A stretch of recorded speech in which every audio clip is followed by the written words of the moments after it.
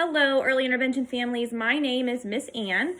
I am an early intervention teacher with the Beaver Valley Intermediate Unit, and I wanted to come on today and talk to you about something that we do in our classroom a lot, and that is the use of sensory bins. Sensory bins are a great way for children to learn and play. I think we have learned that children learn best when they're touching and feeling and using their creativity and their imagination. And a lot of kids are sensory seeking, so touching sometimes different materials engages different senses, and so it's a very good learning activity. We have found that in the classroom it can keep kids engaged for longer periods of time, just because they are so engaged in it and they are enjoying it so much. Sensory play, someone might ask, well, how is that educational? How are they learning? There are many different ways. Sensory bins, it's a very good way to encourage some expressive language, and I'll show you how when we get into the video a little bit more.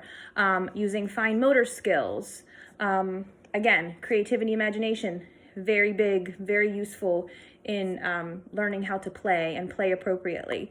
So I just want to show you how to make your own sensory bin at home with stuff that you might have just laying around the house. Sorry, I have a helper here who's not being very cooperative right now. Anyway, so some things that you might have, and what we're going to use here tonight, you can see, I have a bin right now with some rice. You could use popcorn. Popcorn's a very good material for sensory bin. You could always use some noodles. You could use oats. And one of our favorites in the classroom is just plain old water.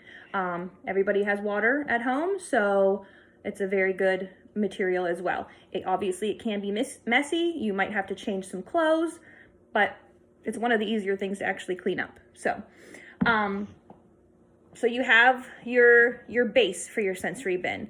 Now, how to engage in some play and some learning is you add things to the bin.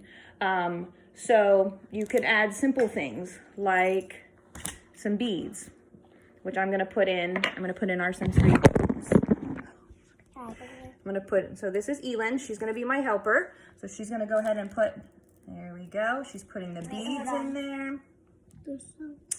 And Elin in preschool was starting to learn about money. So we actually have some pretend coins. So I'm going to put those in there. So Can I put everything in? Not right now. So now once we have those in there, you can hide them. You can ask the child to dig through and see what they can find. What can you find in there, Elin?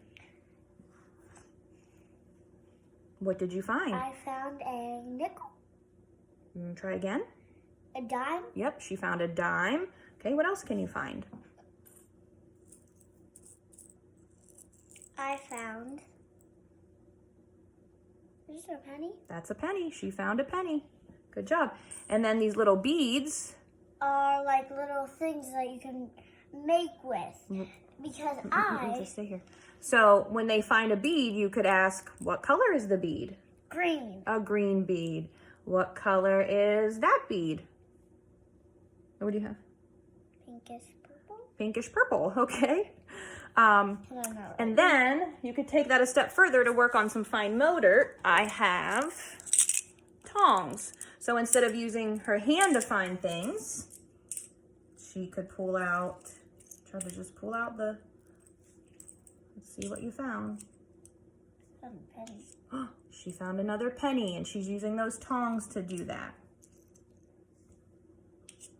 Okay, now another way to make this a little more educational is you could hide some flashcards in the bin. And this is going to be a bit hard because I might find it. And usually I would have a little more material in the bin, which would make it a little easier to hide some things. So, okay, Elin, could you please find a card? Ah, funny. Oh, let's see. What did she find? Oh, and as you can see, there is rice on the floor. I'm going to show you how we clean that up in a minute. So we found a card. Elin, what shape did you find? A circle. A circle. What color is that circle? Red. Red. It is a red circle. Very good. And it's from Mickey Mouse. Mickey Mouse. And let's see. Mom, can I find the other one for them? The other thing you can do is hide puzzle pieces. So I'm going to hide a couple puzzle pieces. All right. Okay, Elin, how about you just use your hands? Can you find your puzzle? I want to use those. Just fine. What did you find? What's on that puzzle piece? I found an umbrella. An umbrella. Yeah, yeah. Okay, let's put that down. Can you find the other piece? Mm-hmm. And as you can see, I found the letter. What letter did you find? U. A U. Because U is the first letter in umbrella.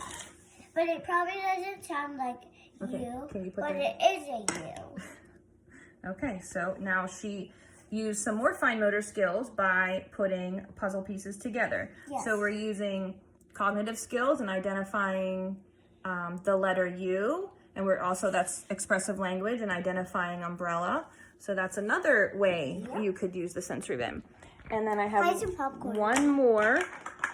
Let's say you want to put some Legos in your sensory bin. And again, maybe your bin would be a little deeper than this. But so Elin, could you find some Legos and build something with them? Yep. So I got. What color did you find? I found another red one. A red one. Another red one. Another red one. And then, since you have two green, maybe as if they don't know how to build it, and you put two red together, and they don't secure, then you can put two pieces on the top of them, and then they would secure together. So what did you build here? I built like some robot legs. Oh, a robot leg. Okay. See? So that's a good example of using creativity. That's a robot leg. That's what she made. Yep. And again, we were identifying colors, and so she was using her expressive language. So just in that little activity, you can see all of the different skills that you're using when using a sensory bin. Now, here's the maybe not so fun part for the kids. You can see the rice on the floor. So I don't know if everybody has. We have a little broom and a little dustpan. So now Miss Elin is going to clean up that rice that she made. Can you kind of the mess that she made? I'm sorry. And it's not really going on, but.